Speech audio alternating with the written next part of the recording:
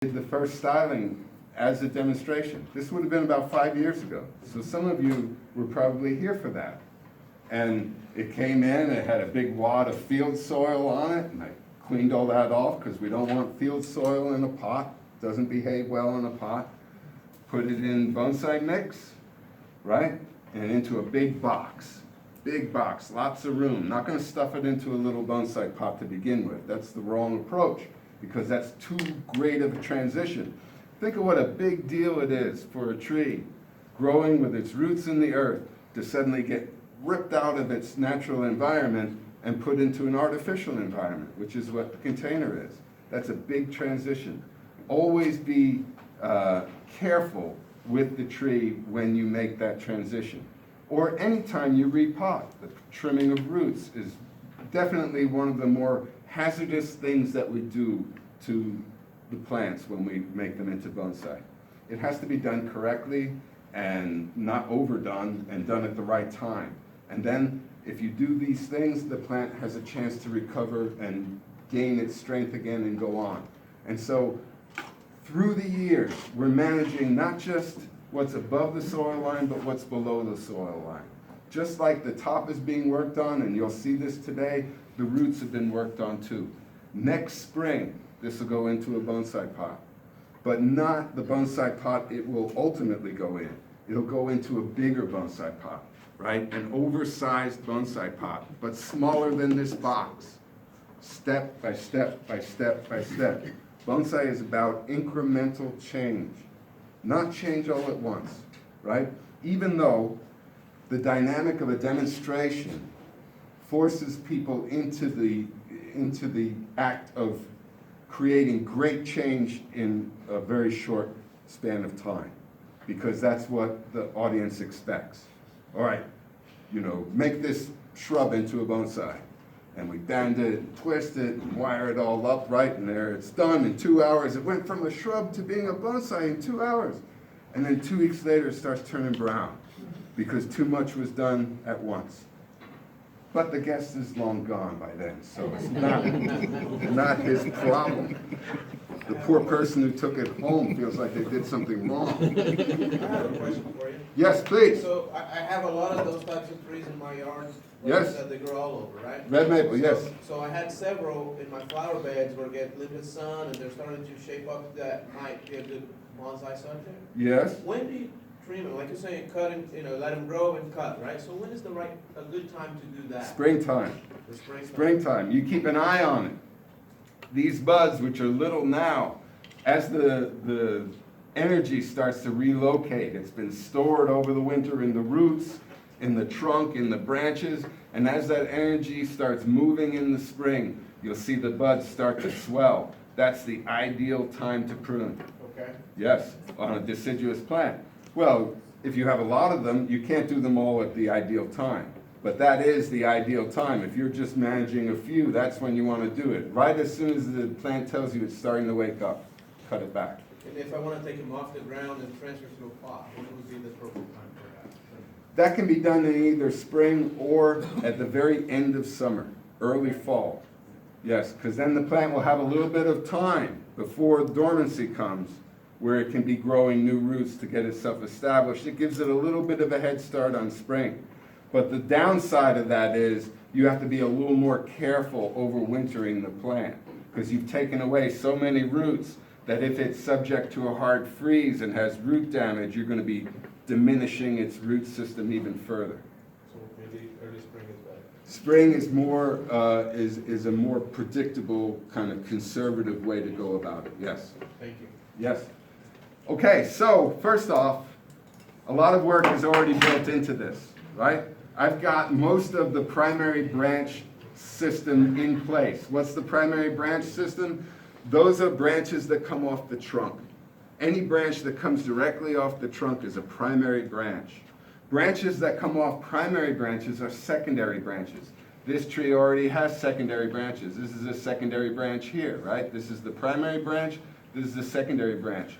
Those that come off the secondaries are tertiary branching, right? And so this tree has already got that much development in it. Last year, it was last year, I put some wire on it. I wired this branch right here. I wired here and here and here. And I can tell you I wired all those branches because I left the wire on too long. And it scarred them, right? And every year, it's like the idiot painter who finds himself forever painting into the corner and then says, oh, how did this happen again? Wiring deciduous plants in the winter is a hazardous thing. When the tree is bare like this, you can see the wire plain as day, but then it leaves out, and so do all your other plants. And now you've got all these plants that are actively growing, and so your main focus becomes pruning, right? You're pruning every day, right? And all you're seeing is kind of the outside of the plant, and then one day you look in, it's like, oh yeah, I forgot I wired this plant, and there's the wire biting into the branch, right? This is not bad. It's not good, right? I'm not excusing it. I wish it hadn't happened. But it's not, it doesn't ruin the branch. It's there, you can see it. Over time, you'll see it less and less. As the tree grows, that'll smooth out. And ultimately, this tree will have textured bark. Something else came up in a conversation when we were on break, is that these trees are smooth when they're juvenile, and then when they get older, they get textured plate-like bark. And so that means someday that won't be visible. May it happen in my lifetime. All right, but here's the good side. The wiring worked. This was just a straight shot. See how coarse this grows, right? Everything is very straight. Well, there's a gentle arch to this, but it's carried out over the length of 2 feet. To get movement like that, right? See the little bit of movement that has? That's from wire. It's wire that allows you to do that, to take a branch like this and flex it, right? It's got a lot of flexibility. You wire it and hold it like that long enough, it stays in that position. This stayed in the position it was wired in. Good thing, too, because I would have hated to have scarred the branch and not accomplished what I was trying to do in the first place.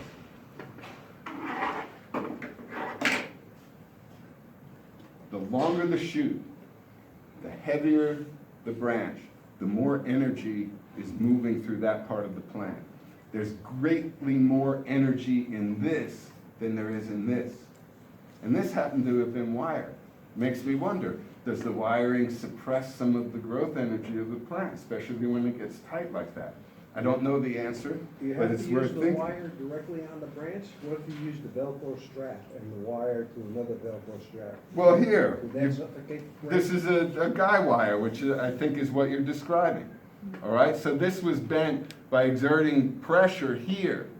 And that's a little dead stub, so I don't worry about the wire digging in there. So yes, you can use guy wires, but you don't get the finite control with a guy wire. When you wrap wire around the branch, you can bend it along its entire length. You can create movement within the span of a couple of inches.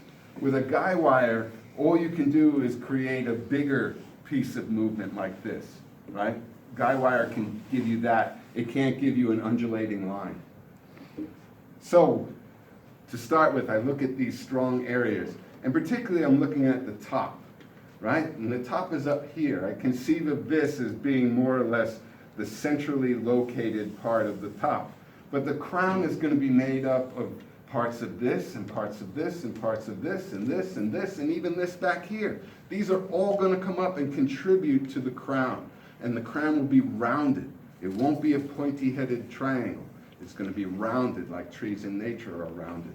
And so I need all these parts to come up, but I need somebody to be kind of like the central pole of the tent, right? And that's my intention for this one here, which means this is too big.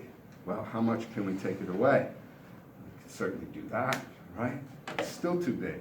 I look at the relative size, this compared to this. Plus, look how coarse and straight this is, while this has movement in it.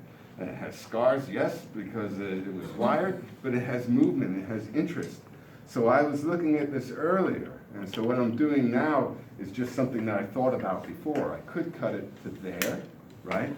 And now we let this take over as the new continuation of the line. Remember, it used to go out like that. I pruned that off. So now this remains to receive all the energy that travels out this way. And then this will grow strong. But that's still too much. I want to remove it more than that. So I'm taking that back to there. Okay? Well, what about this deal shooting off to the side there like that? Don't like it. It's coming out. Okay. Why do So you like it? because of the angle. Because of the angle. No, please ask any question. And this goes to everybody, right?